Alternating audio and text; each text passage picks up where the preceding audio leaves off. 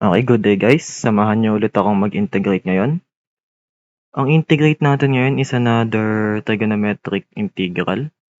Let's find the integral of cosine cube x all over 1 minus sine x dx.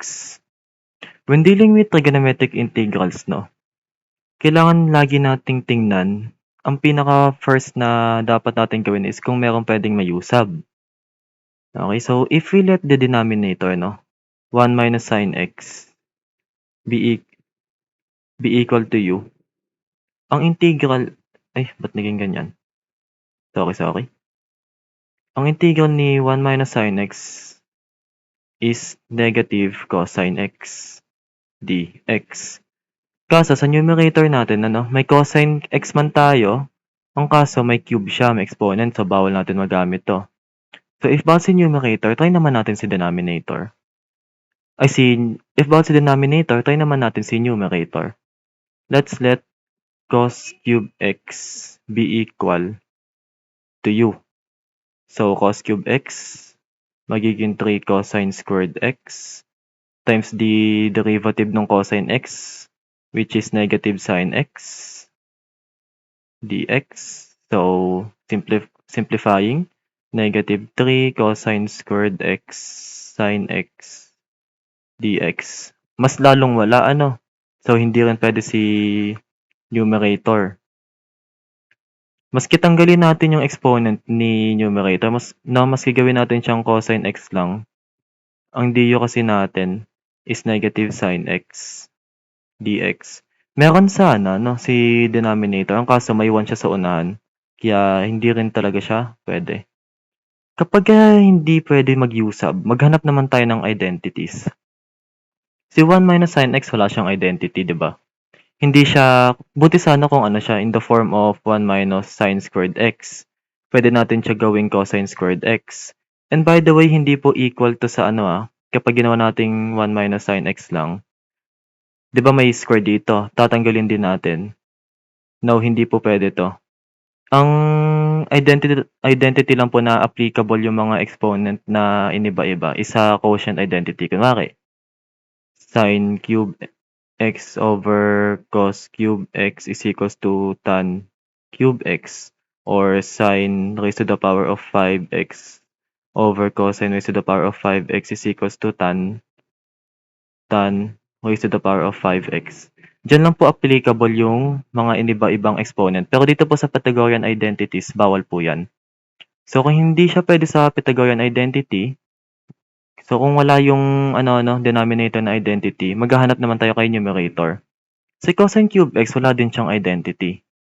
Pero kung napapansin nyo, cube x siya. And kagaya na sinabi ko kanina, yung Pythagorean identity natin na, naka-eraser pa pala, sorry. Yung Pythagorean identity natin na 1 minus sine squared x is equals to cosine squared x. Napapansin nyo dito, cube siya. Kapag binawasan natin siya ng isa, magiging ganitong form na siya. So, pwede natin ma-apply yung identity na to. Ito. Okay? So, gawin natin yon. Magbawas tayo ng isa kay cosine. Magiging equal na siya ngayon kay cosine squared x all over 1 minus sine x. And igigilid ko na lang yung binawas natin cosine x dito. Sorry. Cosine x magiging dx. Yan. Ngayon, pwede natin i-substitute yung Pythagorean identity natin dito sa numerator. Magiging 1 minus sine squared x all over 1 minus sine x cosine x dx. At this point po, pwede na po tayo mag-usab, pero wag muna natin gawin yon. Gusto ko ipakita yung nangyayari sa equation using the original values, Hindi muna tayo mag-usab dito, pero pwede na po. Kung napapansin nyo tong si numerator, 1 minus sine squared x. Ito po ay difference of squares.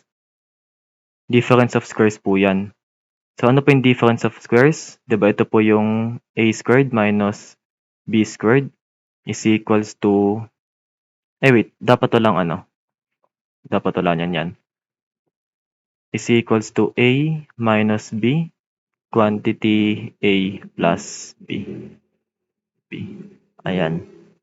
Itong numerator po natin is nasa ganitong form, no? So, i-substitute natin siya ng ganito. Kung ang A natin is 1 at kung ang B natin is sin squared x, ganito po ang kakalabasan niya. Siya ay magiging 1, A muna, A, 1 minus, sino si B? Si sin x. Wala pong exponent dito Walang exponent. Tapos another quantity, magiging A ulit, which is 1, tas plus B, which is si sin x. Ayan. All over 1 minus sin x. Wait, bukayin ko to. Bukayin natin yan. And dito naman si cosine x dx. Ngayon, kung napapansin nyo na po, may makakancel po tayo sa numerator and denominator. At dahil doon, ang natira sa ating equation ay si integral ng 1 plus, quantity 1 plus sin x. Napipindot ko po yung eraser, sorry. Sin x, cosine x dx. Ngayon na po tayo mag-use substitution kasi simplified na yung equation natin. We let u be equal to sin x. du is cosine x dx. Which is ito na po yun. Ito na po yung magiging du natin. So, substitute na natin yung values. Magiging 1 plus u du. I-distribute na po natin yung integral ngayon. So, meron tayong integral ni du plus the integral of u du. Simpleng integration na lang po ang gagawin natin.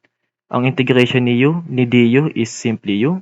Ang integration ni u is u squared over 2.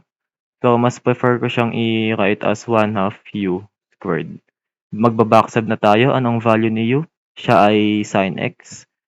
So, ang ating final answer is sin x plus 1/2 sin. Lagi pong mauuna ang exponent kesa kay angle. Sin squared x plus c. At ito po ang ating final answer.